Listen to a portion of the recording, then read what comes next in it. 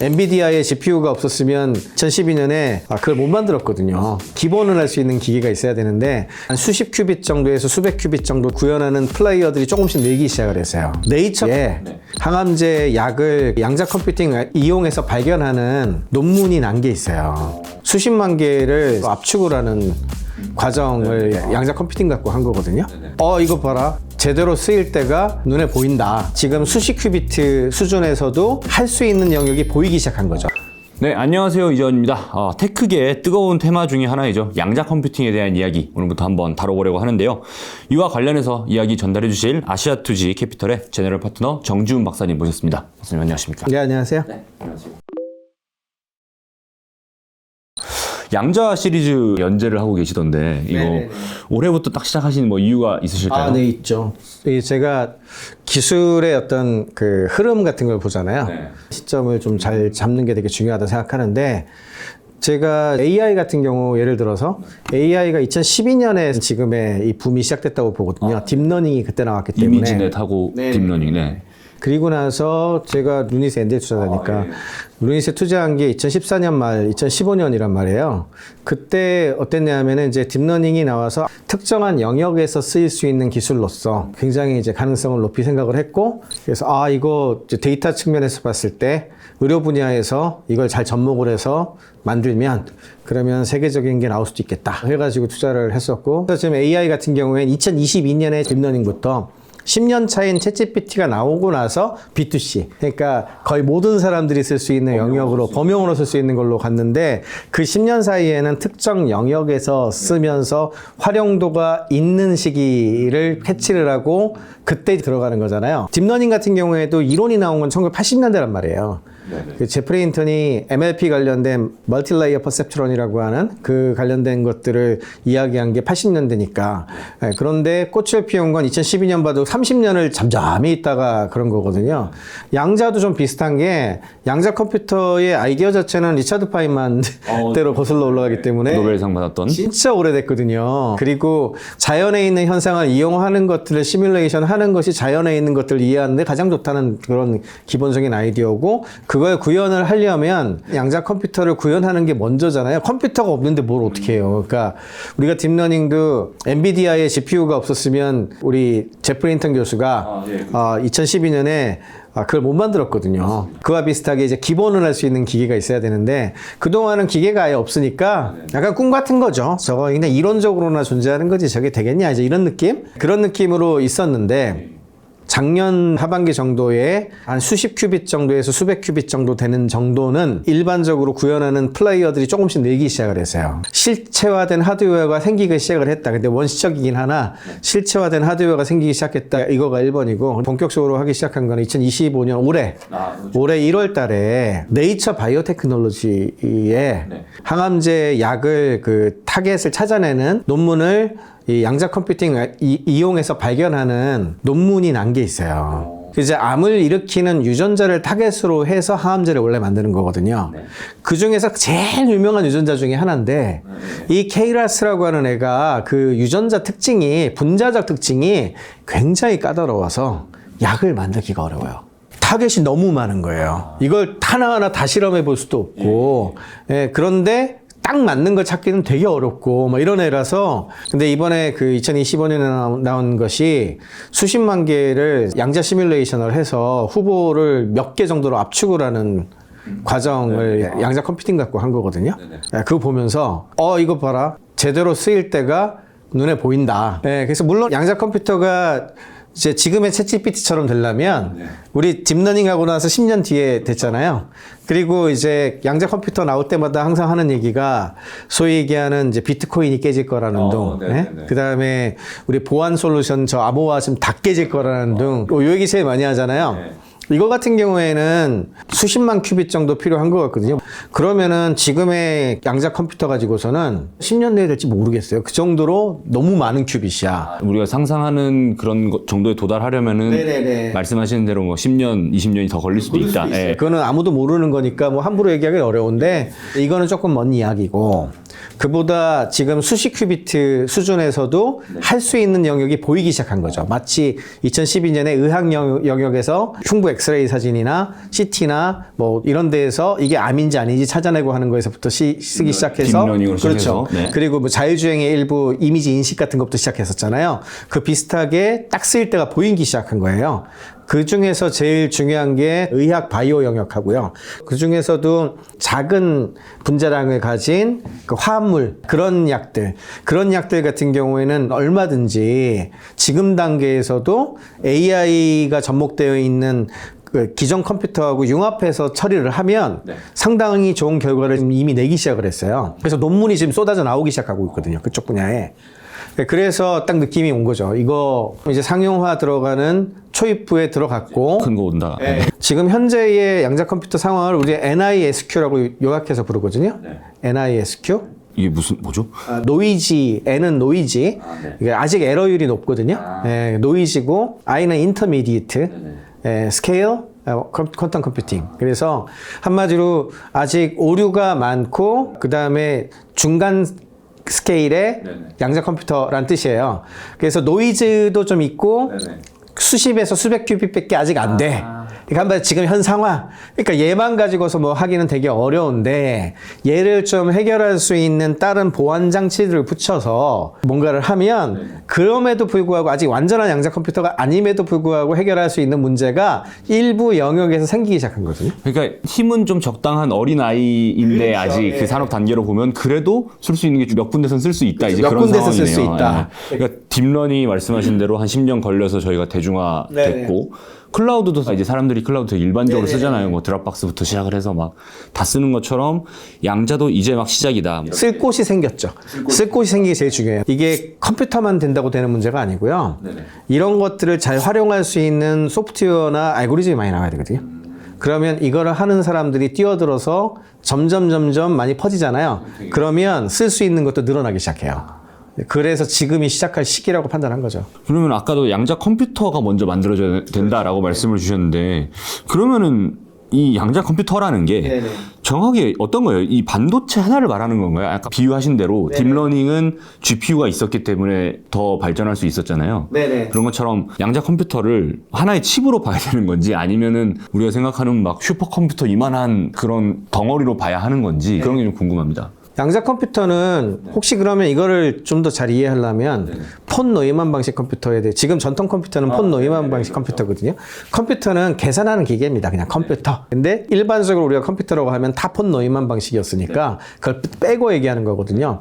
폰 노이만 방식은 5가지 요소로 돼 있잖아요. 중간에 계산을 할 수 있는 계산기가 있고 CPU가 그거 하는 거고 그 다음에 입력 장치, 출력 장치가 있고 그 다음에 메모리, 보조 기억 장치 이렇게 돼 있거든요. 주메모리, 보조 기억 장치 이렇게 해서 5개로 구성이 되어 있는 거고 그것들이 되게 작아지고 해가지고 지금의 컴퓨터가 구성되어 있는 것처럼 양자 컴퓨터는 양자 역학의 특징을 가진 현상 몇 가지를 가지고 있는 컴퓨터 하드웨어를 다 그냥 통칭해서 하는 얘기죠. 그래서 제일 중요한 게 중첩이라고 하는 현상. 그러니까 양자역학에서 제일 중요한 개념이 0과 1, 0과 1이 중첩돼 있다. 그래서 이제 슈레딩거의 고양이 얘기 많이 하잖아요. 고양이가 박스 안에 있는데 저 고양이가 죽었나 살았나는 열어봐야 한다.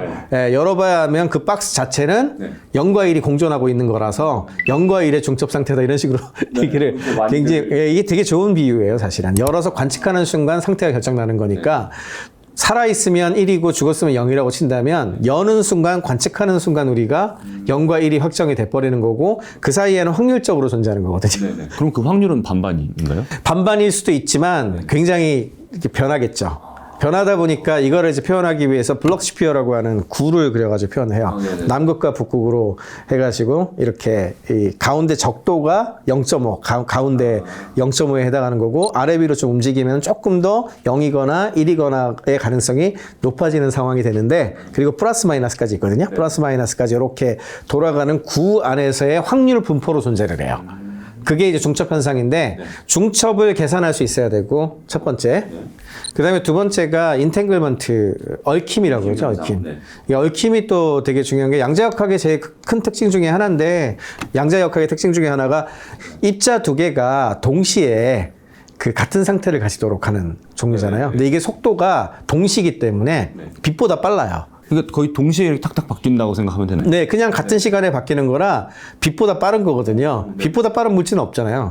그래서 그것 때문에 이제 상대성 이론에 대거했던 아인슈타인이 이게 뻥 아니냐, 이게 말이 되냐, 유력이냐, 뭐 이런 얘기를 하는 건데 그 인탱글먼트라고 하는 현상을 또 만들 수가 있어요. 그러면은 동시 연산이 가능한 거거든요.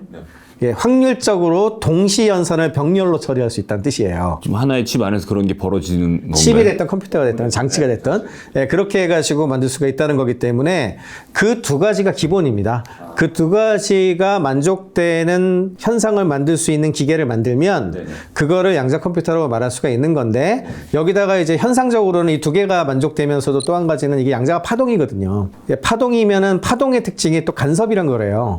간섭을 하게 되면 간섭에 의해서 확률적으로 반복을 하게 되면 정답에 가까워지는 현상이 있어요. 이렇게 간섭에 의해서 특정 조건을 만족시키면 한쪽으로 이렇게 몰리는 현상이 있어요. 네, 그래서 정확하게 이게 답인지는 모르겠으나 이게 90% 80% 이상으로 답으로 나올 수 있다는 걸 아주 복잡한 문제를 그런 식으로 풀 수 있거든요.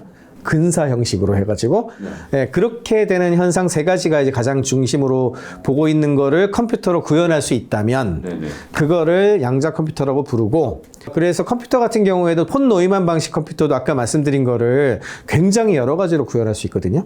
초창기 컴퓨터 중에 이제 애니악이란 컴퓨터 아시죠? 막 돌아가는 그 방만한 컴퓨터잖아요. 왜 그렇게 컸을까요? 그거 진공관으로 하거든요. 진공관 있다 말하잖아요. 진공관 하나가 0과 1이거든. 그러니까 이거 하나 가지고 하니까 얘를 이렇게 숫자를 늘리면 이 열도 처리해야 되고 이따만 해야 되잖아요. 그렇게 처음 나왔는데 지금 우리가 알고 있는 컴퓨터는 트랜지스터가 나오고 나서 트랜지스터는 솔리드 스테이트, 그러니까 고체로 만드는 거에 최대 장점이 뭐냐면 집적 가능하다라는 거거든요. 와, 모을 수 있다. 그래서 그거를 이제 조그만 거에 밀어 넣는 작업이 그게 이제 애칭 작업이고 그거로 인해서 인텔이 탄생을 하면서 인텔이 지금 오늘날의 이 폰 노이만 방식 컴퓨터를 그 사이즈에 밀어 넣은 거거든요. 그러니까 지금도 그 양자 컴퓨터 같은 경우에도 방처럼 그 격자식으로 해서 가둬 가지고 만들고 있거든요. 마치 그 아까 슈레딩거의 고양이 그 박스 안에 얘가 고양이가 죽었나 살았나 모르는 상태로 일단 유지하는 것처럼 얘가 0과 1을 갖고 있으면 그 고양이 박스를 한 10개 구현했다. 그러면은 10개 큐빗 그리고 열어서 이제 확인 이제 하면 다 열어봤는데 죽었다 살았다 죽었다 살았다 그러면 얘는 0 쟤는 1 뭐 이렇게 관측을 하면은 그 관측이 되잖아요. 그러면 그것도 양자 컴퓨터가 되는 거예요. 그러니까 이런 식으로 생각하시면 되는데 그걸 제일 처음 구현한 게 초전도식으로 구현을 했기 때문에 초전도 방식 컴퓨터가 제일 먼저 나온 거죠. 그래서 처음에는 한 큐빗, 두 큐빗 요 정도 구현해서 돌아갑니다. 뭐 이런 식으로 얘기를 했다가 요즘에는 초전도식 말고도 여러 가지 방식으로 만들 수 있어 그래가지고 여러 회사들이 등장을 했고 지금 경쟁을 하고 있는 단계 이렇게 생각하시면 됩니다. 그 설명 주신 것 중에서 방금 이제 고양이 방을 이렇게 예시를 들어주셨잖아요. 그러니까 그 결국에는 그 방을 여러 방을 만드는 게 이제 경쟁력이 지금 핵심 지금까지는 그게 그거하고 많이 쌓는 게 핵심인데 그러면 이 방 하나가 이제 소위 말하는 큐비트라는 거죠. 저희 그렇죠. 계속 말씀 주신 것 중에서. 근데 이게 저는 궁금한 게 딱 열면은 그때부터 0 아니면 1로 정해지는 거잖아요. 그게 정해지는 순간이 관측이라고 저희 보통 관측하면 이제 소위 얘기하는 붕괴한다는 표현을 써요. 붕괴해서 0 아니면 1로 가서 수렴돼서 끝납니다. 답이 정해져 버리는 거예요. 그때 답이 정해져요. 그러면은 저는 또 궁금한 게 예컨대 100큐빗짜리 뭐 칩이다 치면은 한번 뭐 계산을 하면은 결국엔 다 까보는 건가요? 100개를 다 까본다고 봐야 되는 건가요? 한 번 계산을 하면 까보는 게 아니고 계산을 갖다 계속해서 할 수 있도록 그 설계를 하죠. 그게 프로그래밍이에요. 그래서 그 여러 가지를 조작을 하는 단계들이 확률 상태에서 그냥 조작을 들어가는 거거든요. 그거를 서킷 형태로 회로 형식으로 이제 디자인을 해요. 그래서 처음에 디자인을 한 그 서킷 우리가 이제 배선을 하듯이 서킷을 만들게 되는데 그러면 이제 1큐빗, 2큐빗, 3큐빗이 3개짜리다 치면은 요 라인을 이렇게 3개로 쭉쭉 긋고요. 그 다음에 시간이 이렇게 흘러가면 시간이 흘러갈 때만 얘 큐빗은 이 0인 상태, 얘도 0인 상태, 얘도 0인 상태 같이 있잖아요. 흘러가다가 무슨 각종 게이트라고 그래가지고 논리를 처리할 수 있는 것들을 막 넣어요. 그러면 진행이 되면서 얘네들 각각의 상태가 변하겠죠. 그러다 어느 순간 우리 이제 관측하자. 그러면 쫙 끝난 다음에 여기서 관측을 하는 순간 답들이 쭉 나오는 거예요. 예, 그런 식으로 진행이 돼요. 그럼 관측이 쫙 되고 나면은 이쪽에 있던 1, 2, 3은 걔네들은 답들이 다 나왔기 때문에 이제 더 못 쓰죠. 끝이에요. 저는 그 못 쓴다는 개념이 사실 좀 이해가 안 되더라고요. 관측하면 답 나온 거예요. 관측하는 순간 끝나기 때문에 계속 뱅뱅 돌면서 여러 가지를 답을 찾는 확률이 높일 때까지 그 답을 찾는 확률이 높아지는 거거든요. 높아질 때까지 계속 돌리다가 제일 마지막에 관측을 해요. 그래야 답을 찾으니까. 그러면은 관측하고 나면은 큐비트를 충전을 해줘야 되나요? 충전한다기보다 새로 뭔가를 하고 싶으면 초기 상태를 만들어야죠. 다시 초기화. 네, 초기화를 해야죠. 네, 초기화를 해서 다시 돌아가는 동시에 그 여러 큐빗이 동시에 돌아가는 이런 식으로 돌아가죠. 붕괴라는 게, 그러니까 저는 너무 물질적으로 생각하다 보니까 붕괴라고 하면 진짜 뭐가 있다가 없어진다고 생각을 하니까 이거를 없어지면 어떻게 충전하지 왜 생각을 했는데 이게 뭐 비유적으로 붕괴인 거고 다시 큐비트 형태로 초기화를 한다 이렇게. 붕괴한다는 말은 그게 없어진다는 얘기가 아니라 0이나 1로 확정됐다는 얘기를 생각해요. 이게 붕괴라고 하니까 우리말이 그게 맞는지 모르겠네. 확정이라는 표현이 나올 수도 있겠다. 그죠? 0과 1로 그냥 확정되는 순간이니까. 네네네. 영화 같은 데서 양자 뭐 하면은 맨날 막 번쩍번쩍 하다가 뭐 물질이 사라졌네. 이렇게 생각하지. 그거 아닙니다. 이해했습니다. 그러니까 원래는 이제 비트, 그러니까 비트 같은 경우는 이제 0, 1 찰칵 0 아니면 1이지. 착각하면서 뭔가를 표현하던 거를 큐비트 같은 경우에는 계속 상태를 유지를 하다가 마지막에 이렇게 계산을 한다. 그러면 그 속도가 굉장히 빠른 건가요? 큐비트로 하게 되면은? 그게 이제 그 방식마다. 그게 이제 양자 컴퓨터 개발하는 분들이 이 방식이 낫네, 저 방식이 낫네 얘기하는 그런 것 중에 하나인데, 소위 얘기하는 그 우리가 개입을 해야 되니까 아까 개입을 해가지고 게이트 같은 걸 만들어서 조작해야 되잖아요. 알고리즘이 그런 걸 개발하는 거거든요. 그랬을 때 여러 가지 방식으로 개입을 해요. 뭐 레이저를 쏘기도 하고 전자 같은 거 갖다가 막 이렇게 대입을 해서 뭘 하기도 하고 에너지 준위를 뭐 어떻게 하기도 하고 뭐 여러 가지 방식으로 이제 개입하는 방법을 만들게 되는데 양자 컴퓨터의 방식들마다 그 개입하는 방법들 차이 때문에 최대 그 개입할 수 있는 속도 차이가 나요. 그래서 예를 들자면 우리 제일 많이 쓰는 초전도 방식 같은 경우에 얘 게이팅이 엄청 빨라요. 나노 세컨드 단위로 아마 되는 걸로 제가 알고 있는데 그 초전도 방식에 개입해서 제어하는 그 게이팅이 빨라서 어찌 보면은 이제 우리 CPU로 치자면은 이 클락 스피드가 빠른 거죠. 그런 측면에서 초전도 방식이 굉장히 처음에 이제 유리한 방식이다라고 얘기들 되게 많이 했는데 치명적인 단점이 하나 있죠. 방이 커요. 옛날 그러니까 큐비트가 엄청 많아야 그러니까 사이즈가 그걸 그 상황을 만드는 이 큐비트의 단위의 그 부피가 커요. 이게 문제야. 또 심지어 소전도 방식은 마이너스 절대 0도에 가깝게 엄청 내려야 되니까 그것도 장비가 커요. 확 내려야 되니까. 그래서 그 양자 컴퓨팅 하면은 저희 뭐 구글에 검색하면 나오는 기계 해파리처럼 막 이렇게 돼 있는 게 0도까지 내리는 장비거든요. 그 끄트머리만 그거 양자 컴퓨터라면서요. 네네네. 네. 그래서 그런 식으로 하기 때문에 얘는 예를 들어 지금이야 수십 큐비트, 수백 큐비트 하는데 아까 말씀드린 것 같이 아주 범용으로 가게 되면은 수천 큐빗, 수만 큐빗 가야 되는데 그러면 도대체 얼마나 커져야 되냐. 이런 문제가 발생을 하잖아요. 그래서 혹자는 지금의 초전도 방식 양자 컴퓨터는 옛날 진공관 컴퓨터랑 비슷한 거라 그냥 중간에 이렇게 그 개념만 좀 제공할 뿐 쟤는 나중에 없어질 종류가 아니냐 이렇게 하시는 분들도 좀 계시죠.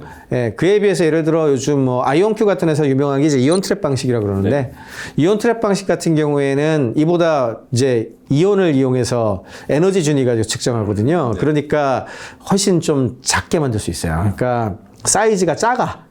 그게 장점이죠. 근데 얘는 그 제어 부분이 되게 복잡해가지고 제어 부분에 있어가지고 게이팅이 좀 늦어요. 그 다음에 제어가 되게 복잡해서 얘는 제어 복잡도 문제가 좀 있다라고 얘기들을 많이 하거든요. 이온을 쏴서 이렇게 조절을 하는 게 그 제어가 힘들다 이 말씀이신 거죠? 그래서 초전도하고 이온 트랩 방식 두 개가 지금 현재는 개념화를 한 걸로선 제일 먼저 만들어서 실제 기술. 납품도 하고 그 다음에 여러 기업들이 한번 테스트도 해보고 이게 수십 큐비트 정도거든요. 그런 정도로 하는 회사들은 리게티 컴퓨팅이라든지 그 다음에 우리 아까 아이온큐라든지 이런 회사들이 이제 등장을 하고 있는데 넥스트 제너레이션 하는 회사들도 요즘 많이 나오죠. 뭐 대표적인 게 중성원자, 요즘 중성원자 얘기 많이 하니까 중성원자를 하고 있는 큐에라 같은 회사도 있고 또 프랑스가 자랑하는 파스칼 같은 회사도 있고 이런 애들은 중성원자 하거든요.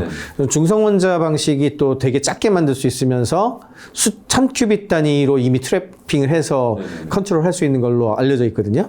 그래서 결국에는 중성원자 방식이 제일 낫다 이렇게 주장하시는 분도 물리학자분들도 계시고 그리고 실리콘 방식으로 해서 처리하겠다는 곳들도 있고 광자도 있고 그리고 여튼 구현을 위한 것들을 되게 열심히 이야기들을 하고 있죠. 그러니까 아직까지는 수천 큐비트 이상 되는 제대로 된 녀석을 만드는데 하드웨어적으로는 어려움을 좀 겪고 있어요. 게이팅 속도를 말씀 주셨는데 이렇게 네. 조절을 할 때 게이팅 속도라는 게 아까 우리 뭐 간섭이랑 중첩 얘기할 때 1, 2, 3이 있으면은 관측할 때까지 도달하는 속도를 말씀하시는 거예요. 그 게이팅 속도가 빠르다라 하면 그렇게 볼 수도 있죠.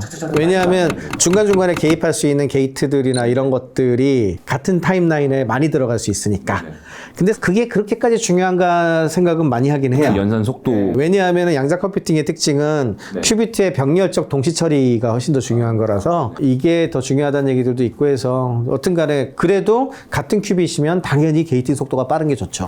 그러니까 이제 저는 이 인터뷰를 하기 전에 이 양자 관련돼서 뭐 기사도 찾아보고 말씀하신 대로 마이크로소프트 뭐 나왔을 때 네네네. 기사도 보고 했을 때 큐비트 숫자가 중요한가라고 생각을 했는데 또 그건 아닌 것 같네요. 네. 아 그러면은 네. 이 다양한 방식이 있잖아요. 초전도 있고 이온 트랩 있고 뭐 광자, 실리콘 말씀하신 중성원자 네네네. 이런 게 있는데 그러면은 이 경쟁을 이 시청자들이 좀 보실 때 네네네. 핵심적으로 좀 봐야 하는 팩터 그런 게 네네. 뭐가 있을까요? 그거는 이제 논리적인 큐비트, 실제로 돌아갈 수 있는 논리적인 큐비트가 어느 정도로 돌아가는가가 되게 중요하고요. 첫 번째. 그러니까 저거는 여러 가지 요소가 관여를 해요. 단순히 몇 큐빗을 구현했다라고 하는 물리적 큐빗이라는 그 용어가 있고 논리적 큐빗이라는 용어가 있는데 물리적 큐빗은 실제로 큐빗 자체를 얼마나 숫자를 구현해냈느냐 이런 거고 논리적 큐빗은 에러율이 높으면은요. 이 큐빗 수가 늘어나잖아요. 그러면 에러가 중첩이 쌓여요. 에러도 중첩돼서 쌓이거든요. 그러면은 쓰레기 정보를 내놓기 막 때문에 이렇게 올라가 버리겠네요. 에러 이렇게 올라가요. 그래서 그 에러 잡는 게 되게 중요하거든요. 그래서 에러를 잘 잡으면 물리적 큐비트가 만약에 에러가 훨씬 낮잖아요. 그럼 적은 물리적 큐빗인데도 훨씬 더 잘 돌아가는 녀석일 수도 있어요. 그래서 그거를 논리적으로 몇 큐빗까지 실제로 사용했을 때 에러가 적게 나면서 쓸 수 있는가가 핵심이거든요. 그래서 그게 제일 중요하고 그러다 보니까 이제 에러 커렉션 관련된 부분들을 되게 중시하게 하는 게 그런 것 때문이에요. 그런 부분에서 논리적인 에러를 잡는 알고리즘 경쟁이 벌어지기 시작을 한 거고 그렇게 되니까 그 부분에서 이제 구글이 윌로우 들고 나온 게 그런 쪽의 알고리즘을 강화를 한 거거든요. 초전도 방식이 있지만 초전도 방식에 에러가 들어가기가 쉬워요. 왜냐하면 초전도의 물리적 환경 자체를 깨지는 순간 이 큐비트의 그 양자 특징이 깨져버려요. 깨지거나 이러면은 박살나거든요. 그 다음에 두 번째로 중요한 건 얼마나 오래 유지할 수 있는가. 아 양자 상태를요? 네네네. 그러니까 이거는 아까 제어 게이팅하고도 관계되는 얘기인데 지금 현재는 그 양자 상태를 지금 이렇게 그 다음에 이제 인탱글먼트 쫙 얽힘 상태로 있는 거를 이렇게 그 동시에 얘가 연결돼가지고 계산해내야 되니까 얼마 못 유지하거든요 지금 아직까지는. 예, 그래서 노이즈가 주로 적으면서도 이 유지 시간을 얼마나 길게 하는가가 같이 결합. 왜냐하면 그 컴퓨터를 얼마나 돌릴 수 있는가 한 번에 프로그램 한 번에 결정 나야 되니까. 네, 그런 식으로 계산하는 거라서 우리가 이런 걸 이제 커히어런스라고 불러요. 결맞춤이라고 불러요. 결맞춤. 결맞춤 시간을 얼마나 유지하는가. 첫 번째. 그 다음에 이거는 게이팅하고도 관계되어 있는 시간 문제니까 시간 축하나 그 다음에 두 번째는 논리적으로 몇 큐빗까지 계산할 수 있는가. 이게 핵심이지 물리적 큐빗으로 몇 큐빗 구현했습니다. 지금 이미 한 2, 3천 큐빗 구현한 데도 많아요. IBM 같은 경우에는 뭐 4천, 7천 뭐 이렇게 얘기하던데요. 네, 근데 초전도 방식 같은 경우에는 지금 현재 에러율 문제 때문에 논리적 큐빗으로 계산하면 수십 큐빗 정도로 보거든요. 비율은 좀 낮은 편이네요. 그렇죠. 네. 실제로 만들어 놓은 큐빗은 많으나 거의 수많은 큐빗이 논리적인 에러를 잡는 데 쓰이고 진짜로 우리가 소위 얘기하는 양자 컴퓨팅 알고리즘을 돌리는 데 쓰이는 큐빗 수는 그보다 훨씬 적어요. 그러면 그 결맞음을 유지하는 게 굉장히 어렵다고 하시잖아요. 그러면은 그 박사님 처음에 말씀하셨던 네이처 논문 같은 경우에도 잠깐 그런 그 결맞춤을 이용해서 이렇게 돌려보고 말았던 거예요? 네, 그렇죠. 그러면은 장기적으로는 저희가 보통 요즘은 그냥 컴퓨터 딱 켜놓으면 저런만 꽂혀 있으면은 정말 몇 달이고 1년이고 쓸 수 있잖아요. 그런 상태가 될까요? 나중 되면? 나중에는 안정적인 방식이 나오면 그렇게 될 수도 있죠. 결국에는 물리적 환경에 의해서 노이즈가 생기는 거거든요. 그러니까 초전도 방식 같은 경우에는 절대 0도를 가야 되니까 그럼 온도가 외부에서 들어가면 이게 올라가니까 노이즈가 확 들어가는 거고 주변에 전기장이 들어가가지고 또 문제가 생길 수가 있고 여러 가지 문제가 되잖아요. 그래서 개인적으로는 지금의 초전도 방식이나 이런 게 그냥 중간에 거쳐가는 거라 저는 생각해요. 네, 그래서 실리콘 형식으로 솔리드 스테이트, 우리 트랜지스터 시대에 있잖아요.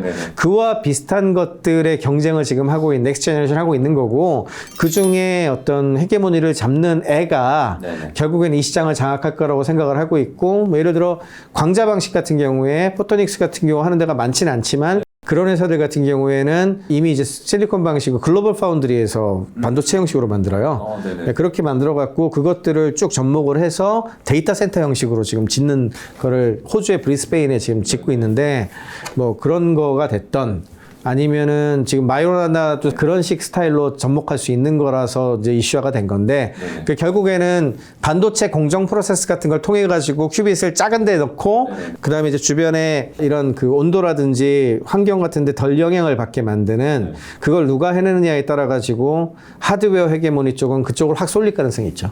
지금 양자 컴퓨팅계에 인텔을 이제 기다리고 있는 인텔이 되기 위해서 아직은 다 애니악, 에드박, 뭐 진공관 컴퓨터를 여기저기서 만들고 있는 상황? 예, 이렇게 생각하시면 돼요. 그때 당시에 정말 실리콘밸리의 그 기라성 같은 기업들을 기다리고 있는 지금 상황인 것 같은데 기존의 폼팩터를 좀 이용해가지고 그래도 양자 컴퓨터를 구현하려고 하는 건데 그건 모르겠네요. 어떻게 될지는 정말. 네, 그래서 이 접근 방식이 다들 조금씩 다른 거예요. 빅테크들이 접근하는 방식이 그래서 또 다르고, 지금 아까 말씀드린 네이처 논문들 같은 것도 그냥 양자 컴퓨터만 갖고 하지 않아요. 기본적으로 하이브리드 컴퓨팅이에요, 다. 예, 그러니까 기존에 데이터를 저장하고 가져오고 줄이고 하고 뭐 이런 거를 그 머신러닝을 이용한 기존 컴퓨터를 이용한 AI가 상당수 해줘요. 예, 그리고 요 굉장히 복잡한 짧은 시간 동안 실험해야 되는 시뮬레이션 있죠. 요 파트를 양자한테 맡겼다가 그거가 붕괴가 되면서 답들이 나올 거 아니에요. 그걸 다시 가져와서 해석을 한다고. 예, 그런 식으로 진행이 됩니다.